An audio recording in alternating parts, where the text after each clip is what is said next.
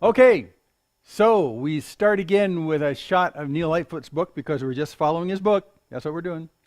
It's been around for over 40 years, but updated in its third edition. It's really excellent. And I'm also plugging this book here. So this is the If You Want to Read More About It book. That's that one right there. So it's a general overview of all the topics we've been talking about, but it's about 5 times as dense as Lightfoot's book. So if you've got deeper questions about any of the topics, about textual criticism, about all that kind of stuff, this really does an excellent job. And then after this book, if you even want more information after that, then you have to actually go to individual books on the topics. And I have a bookshelf with a bunch of these books, about 5 of them on textual criticism, all that kind of stuff. But then it gets really dense. So for most people, this will be sufficient. Okay, last time we looked at the canon of the scriptures, or in other words, it's the answer to the question, okay, so we have the Bible, but who chose those books in the Bible? How can we trust that those books are the right books? How can we trust that they didn't leave stuff out that we should know about? Blah, blah, blah, all that kind of stuff. So we talked about how the canon came to be, and there is a ruling misconception. I'll just do it one more time now because it's so dominant. Here's a timeline from like 1000 BC to 1000 AD, and the misconception is that all the Old Testament documents in blue and all the New Testament documents generated from the time of Christ through the first couple centuries, those all focused into the Council of Nicaea 325, which was the first worldwide gathering of Christians. That's really its notoriety after 250 years of persecution. And then the council happened, but the misconception is that they filtered what documents we can see. And the issue is they did not do that. They talked almost entirely about the divinity of Christ, and they argued the divinity of Christ based on quoting scriptures that they all accepted. So by the time of 325, the canon, at least of the New Testament and the Old, was pretty set because they didn't dispute which verses to use. They just quoted verses. They said, oh yeah, that's a verse. And they accepted it. So the interesting thing is by 325, there was a widespread consensus about what books should be in the Bible and were authoritative to even debate the divinity of Christ. That's actually quite a miracle. But this didn't happen. They didn't filter that. So what we saw last week was that the canon came another way, and it came more organically and in a distributed fashion. So we did that last week. So anyway, today we're going to look at the apocryphal books, or the Catholic Church doesn't call them the Apocrypha. They think that's a nasty word, so they call it the deuterocanonical books for the second canon. So the first canon are the books that we agree on, that we talked about last week, that you have in a Protestant-based Bible. They add some to that, and they call that the second canon. And so we're going to look at those because people will ask you, okay, so the canon came to be, but doesn't the Catholic Church use even more books than we use? Yes. So the question is, should they be included and what are they? So this is just like the briefest overview of what they are, in case you've never seen them. Here's some of the apocryphal books of the Old Testament. When you count them up, it's 14 or 15, depending on how you count them. Some of them are accepted by the Catholic Church, some aren't, in being called apocryphal. They're written in this funny period of 300 to 100 AD, 300 BC to 100 AD. If you remember, what we accept as the last canon Old Testament book was written about 4 to 5 centuries before Christ, 4 centuries. So there's this period of time, usually we call intertestamental. That's where a lot of these came from for the Old Testament Apocrypha. Some of the newer ones actually did bleed into the first century. So they're written, and here's a list of them if they don't look too familiar to you. That's because they're not in your Bible. But they look sort of similar to things in your Bible. Like, for instance, the additions to Esther. Esther's in our Bible. Wisdom of Solomon. Well, yes, Solomon wrote Proverbs. So Solomon, wisdom. So Ecclesiasticus sounds like Ecclesiastes. So there's a lot of naming that's intentionally made to look like it ought to fit based on the name. So that's why they're named the way they are. Here's some other ones. Letter of Jeremiah. See, it sort of looks right by title. Susanna. I like Bell and the Dragon. Yeah, Bell and the Dragon. Prayer of Manasseh and the Maccabees books.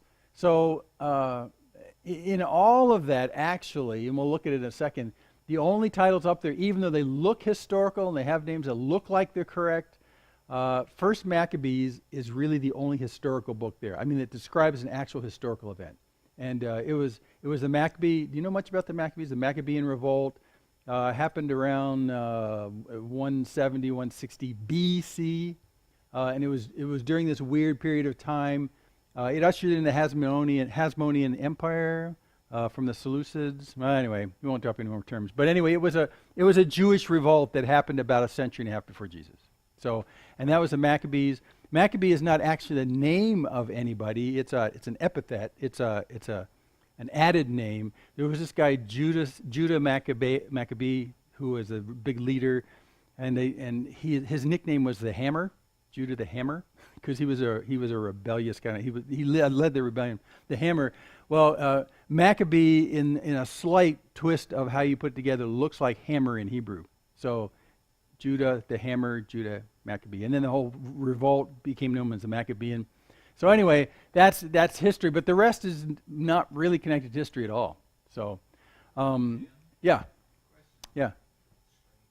Uh-huh. Says that on the Ecclesiasticus, Uh-huh. for wisdom of Jesus, the son of Different Jesus. okay, that's Yeah. what I was Yeah. But you'll see these names sprinkled through them. It gives them a kind of an air of authenticity, but no.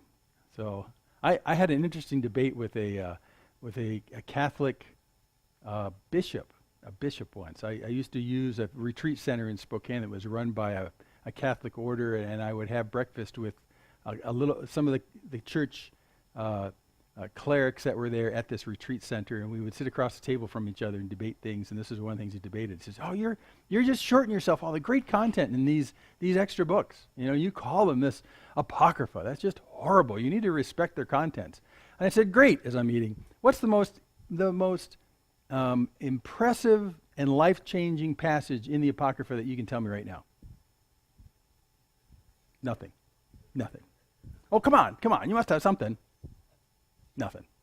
But you need to read them, so that's what. Yeah. Yeah, exactly. Yeah. And in my mind, if someone's going to recommend a book to me, like even if it's a book of fiction, they'll give me something that was really impactful. They'll give you a really good, this was good. 'Cause let me tell you, for instance, if you can't get a for instance for someone, then maybe they're just pushing the book without really valuing it. So there's sort of a certain authenticity. Like, for instance, if someone asks me about motorcycles, I can tell you a very emotional, animated response to great motorcycles, and they'll know that I'm not just blowing smoke and selling motorcycles. I actually like motorcycles. So your enthusiasm tells you that you actually are involved in motion. Get out of that. Okay, let's look at these. These are the historical ones. First Esdras, Esdras, by the way, is just the alternate name for Ezra. So we have Ezra in the Old Testament. So it's first Ezra in our words, Esdras. It's mildly connected to the time of Ezra, the coming back from captivity. But it's a historical context. It's written like a historical book, but I think it's probably fiction. And then again, First and Second Maccabees. First Maccabees is pretty solid history. You can actually verify it. Second Maccabees, when you get into Second Maccabees, it gets a little fruity and not really historical, more mythology. So anyway, and by the way, you can tell it when you read it. You can tell it because the way it's actually written, it has all this very flowery, and the great heroes that were so noble because of her, they do all this kind of myth talk. That's Second Maccabees, but it's still in a historical context. Then you have legendary stuff. And I mean, this is classic legendary. This is like Lord of the Rings legendary. No kidding. It's just fanciful. Again, don't take my word for it. If you just go read it, you'll see by the nature of the language that it is that. Prophetic, so these ones at least propose that what they're saying is going to be prophetic. However, none of the prophecies from any of these books ever happened. But they read like prophetic language. And then there's the ethical, devotional stuff. Some of this, I can't remember. I was going to look at this last week. I can't remember. One of these three right here is just a prayer. It might be the prayer of Manasseh, but I'm not sure that's it. But one of them is a prayer, and the prayer itself is actually a pretty good prayer. I mean, from a Christian perspective or even a Jewish perspective, if you pulled this prayer out and you just read it, and you said, "Is that a right-hearted prayer?" You'd say, "Yeah, that's pretty awesome. It's a great prayer." So it's a nice prayer. but we're not sure who it came from. It's one of those. I can't remember right now. Now, here's the apocryphal books of the Old Testament, and this is going to be kind of freaky. Let me show you. This is how the Catholic Bible is put together like this. So when you look at this, you'll recognize a bunch of the books, and then you won't recognize some. Because in the Catholic Bible, they interleave the Apocrypha, the parts they want to interleave the Apocrypha into. They leave a couple of them out, but for instance, if you look right there, those are Apocrypha books that are kind of interspersed in the Catholic Bible. So if you ever pick up a Catholic Bible, it reads like King James, but then you're going through it, and then, hey, wait a second. And so it sort of take you off guard. Some of the books that don't show up on here do actually show up in an appendix in the back, and they'll call that the remaining deuterocanonical books. But just beware, if you pick up a Catholic Bible, they'll be interspersed like this. Actually, and the placement of them don't make too much sense to me, because some of them, especially the prophetic ones, are tied to Daniel, and Daniel's over here on the right. You'd think it'd be close to Daniel. They don't put them there. So I don't know, but there you go. So why are these rejected? Well, number one, and this is a big one, never have been included in the Hebrew canon of the Old Testament. I mean, there's no evidence that they were ever accepted by any Jewish community. Ever. Never. So the Jewish community, which is into the written word, they never quote from these books. Ever. And there's lots of writings of rabbis who put their opinions on paper. That's the Talmud, and they don't quote from these books. So if the Jewish community looks at these books that come out of the Old Testament tradition, and they just say, nah, then that's probably a pretty good indicator that they don't fit in the standard canon. So they just don't. It's they've never been accepted in the Jewish community. New Testament, Jesus and the Apostles, no support from them. I mean, they quote from nearly all the current Old Testament books. Nearly. There's some they don't quote from, but they never quote from any of these. You got to remember, the mid-1500s, we're talking the Reformation. Martin Luther, all those guys. We're talking about modern language Bibles for the first time. We're talking about Greek New Testament printed for the first time. I mean, it was really a big time of lots of change.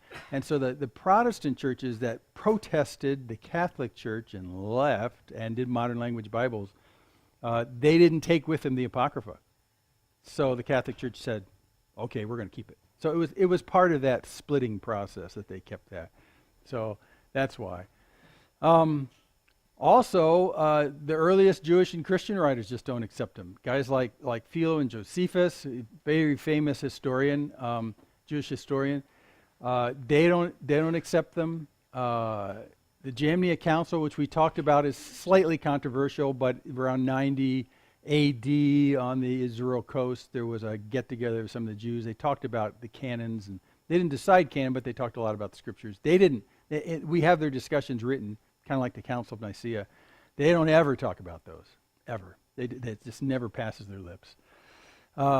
And then early church fathers, Origen and Jerome. You get up to Jerome, who, by the way, he's like 400 AD, and Jerome did the New Latin translation from the original language, and rather than from the Greek Septuagint. So that was a big deal. When Jerome went and said we gotta do this Latin translation, he didn't translate any of the Apocrypha. So even as at 400 AD, Jerome, who was probably one of the smartest guys ever, looked at it and said, I don't think so. In fact, he has several writings where he writes his opinion about the Apocrypha. So because he's getting so much pressure to translate into this new Latin. There was an old Latin into this new Latin. And they said, well, Jerome, you also got to translate, Tobit and the Maccabees and stuff like that. And he goes, well, I don't think so. So he pretty much waved him off as well. So as early as 400 AD. So anyway, there's just a resounding rejection from all these people. Also, and this is for me one of the most powerful arguments, there's just no intrinsic quality of inspiration, which by way of saying you can test this yourself, just read them and see if you get any inspirational wisdom out of them. I mean, they're just like zeros. They're just like drinking flat Coke. There's just no bubbles in it. So, well, yeah.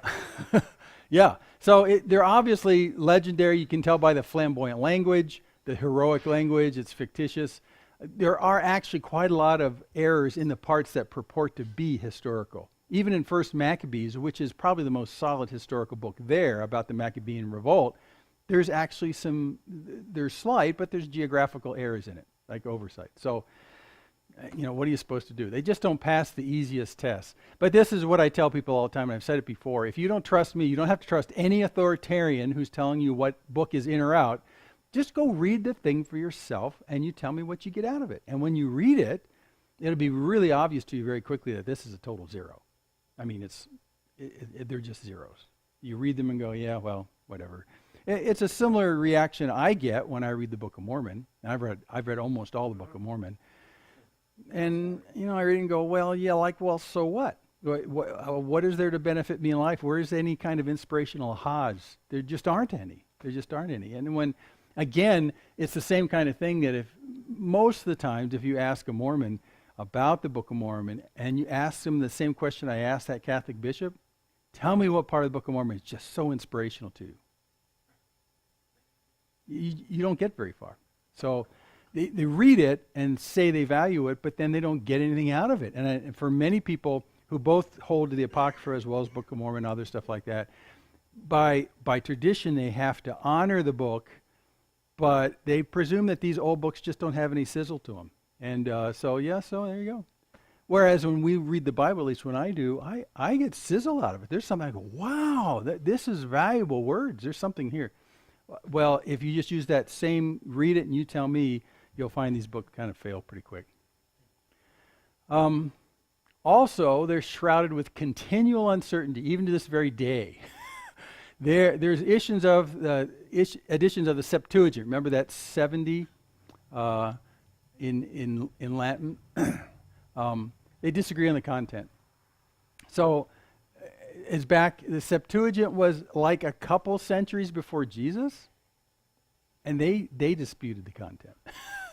So there's just nobody who's really promoting this, except that these books kind of hang around in the background for about 15 centuries until the Catholic Church says they're good, and that's why we have them. Okay, interestingly enough, they're semi-canonical in the Church of England, which means the Church of England split off from the Catholic Church, and they took a lot of baggage with them from the Catholic Church, and part of it was the Apocrypha. But to this day, the Church of England hasn't had enough chutzpah to actually eject the Apocrypha. They say, the Apocrypha, it's okay. Is it canonical? Well, sort of. What does sort of mean? Well, it's hard to pin them down, actually. So they won't actually eject it altogether out of hand, to line up with the Protestant churches' canonical sets. But they don't want to get rid of them either. They leave them kind of on the edges. So if you pick up a Bible that's printed by the Church of England, right? If you get that stuff, you will see the Apocrypha collected in an appendix. They're not interwoven like a Catholic Bible, but they're still there. Saying basically, well, these are interesting, you ought to read them. But they're not, are they canonical? Well, only to the degree that we included them in the appendix of our Bibles. That's about it. It's a little maddening. Now, all those objections were over. There's the date, 1546. It was the fourth session in the Council of Trent, and they canonized everything except First and Second Esdras and the Prayer of Manasseh. So at that point, that's really the starting point for why the Catholic Church uses these as canonical. That's it right there. So they just decided. Council of Trent again was pretty much set opposed to the popular movement of the Reformation at the time. So you got the Reformation happening, you got people protesting the Catholic Church, you got split-offs going on, you got these horrible trends toward translating into modern languages. Oh, it's horrible. So you got all that going on, and you got the Catholic Church feeling like they're sort of alone and attacked and stuff like that. So the Council of Trent, they say, a lot of things are going to be stuck in the ground, and this is one of them. We're going to accept the Apocrypha. That's why. So it was very much in opposition to the Reformation and the growing trend of the Reformation. So here's a frequent question that shows up, and this one's kind of odd. If you read Jude 9, and Jude is in our canon in the New Testament, it alludes to the assumption of Moses. Yeah, if you read Jude, you know what I'm talking about. There's some stuff in there you go, whoa, what is that? Well, here it is right here. When the archangel Michael, contending with the devil, was disputing about the body of Moses, he did not presume to pronounce a blasphemous judgment, but said, "The Lord rebuke you."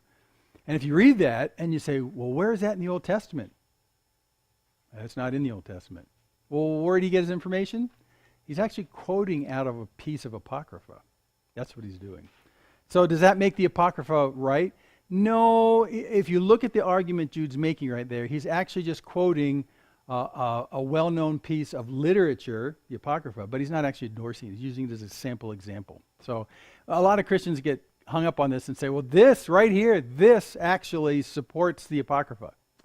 No, when you look at it a little more carefully, it doesn't. So in the same way that Paul, when Paul does some of his writings, he actually quotes from Greek poets. That doesn't mean he's endorsing the theology of the Greek poets, but he's using it as a figure of speech in his argument. And this kind of figures in the same sort of way. Also, Jude 14 and 15 look like they come from 1st Enoch. They don't exactly, but they bear a resemblance. Here it is. It was also about these that Enoch, the seventh from Adam, prophesied, saying, behold, the Lord comes with 10,000s of his holy ones to execute judgment on all and to convict all the ungodly of all their deeds of ungodliness that they have committed in such an ungodly way, and of all the harsh things that ungodly sinners have spoken against him. Takes the record for the use of the word ungodly in one phrase. So this reference right here, again, you won't find this in the Old Testament. It sounds like he's quoting from the Old Testament. He's not quoting from the Old Testament. However, Enoch was, he's in the Old Testament for sure. So where does this come from? Again, even this one's lesser connected, because when you look at 1st Enoch, it's not a perfect match. It's only kind of a sort of slight sort of thing. So was he quoting from the general mythology of the day from the Apocrypha about this? It's one of the most troubling things about Jude. It's why Jude kind of stayed out of the canon for a long time. But this is one of those things where people will say Jude proves the Apocrypha, at least some of it. It doesn't prove 1st Enoch because it's not actually a very close match to the content of 1st Enoch. It's just slightly parallel to what it's saying. So where did it come from? So we think that he's quoting basically from the highly circulated literature of the day, which included this one particular Apocrypha. Does it endorse it? No. Again, go back and look at the context of what he's talking about. He's using basically a modern piece of literature to illustrate his idea, but he doesn't endorse it. That's really about as close as it gets. Also, there's illustrative quotes, but they're not canonical endorsement. That's what we're talking about in those. They're illustrations, but the illustrations aren't endorsed as canon, but the illustrations help in explaining the idea he's trying to talk about. So he uses an Apocrypha to illustrate, but he's not endorsing the Apocrypha. I don't know of any New Testament theologian or textual critic who sees these quotes out of Jude and says, aha, we need to include the Apocrypha. They say, no, we understand how he's using the Apocrypha, but he's not endorsing it. He's just using it as an illustration. So, but just to let you know, for a lot of well-informed atheists, they'll usually quote Jude. They'll quote Jude and they'll say, aha, that shows that you guys are leaving out important documents out of the Apocrypha. And who's doing that to you? The nasty authorities in charge of your church. They're keeping you in the dark. So they'll use these arguments. You just need to know they're in the background. And that's really only for very well-informed atheists. Most of them have no clue about this kind of nuance in the New Testament. So, okay, there's actually apocryphal books in the New Testament too. Those were the Old Testament ones. And here's some of the names. And you'll actually recognize the names. So they use names of real historical people in the New Testament and attach their names to the title of the document, but it doesn't necessarily mean the document is from these guys or they're authentic. So you got to do more searching than just that. I've only read one of these, so I don't know the content of a lot of them. But I love the name, the Proto-Evangelium of James. That's kind of cool. Woohoo! But those are not accepted by anybody. Again, just go read some and you can convince yourself. If they've got actual inspirational content, they'll sing to you. They'll ring true. And you read these and you just go, yeah, whatever. I mean, I can leave them on a book on my desk, but I don't have to call them canon. They're just interesting, but they're just fluff. They're just fluff. Just read them. You'll see. Don't take my word for it. Okay, that's it. Next week we're going to talk about the English Bible, how it got to be where it is today, and how you distinguish the modern translations, why one is more useful than another, and why many of them are useful altogether, blah, blah, blah. But the evolution of the English Bible, starting from the King James and on, actually should go before King James, but the King James and on. In fact, we will go before King James. So anyway, he does a really good job just showing you where the English Bible translations, where the first one started and where they've gone, and why there are so many English translations. And even to this day, as for instance, Mormon critics will say, the fact that you have so many modern translations tells us that you don't know what you're doing with the Bible, because you guys can't agree. You guys can't agree on what the Bible says. Look, you have to keep translating. That's not it at all. So we'll look at why there's so many translations and why certain translations have advantages over others in studying the Bible, and none of them are really handicaps. If you can get anyone to read the Bible, any of those, you're going great places. So that'll be next week. That's a pretty fascinating study. And by the way, it starts with people dying, being martyred because they had the nerve to translate into English. Martyred because of it. Murdered. Killed. Like, just slaughtered? Or Like okay. tied to a stake and burned because they translated the Bible into English. Yeah.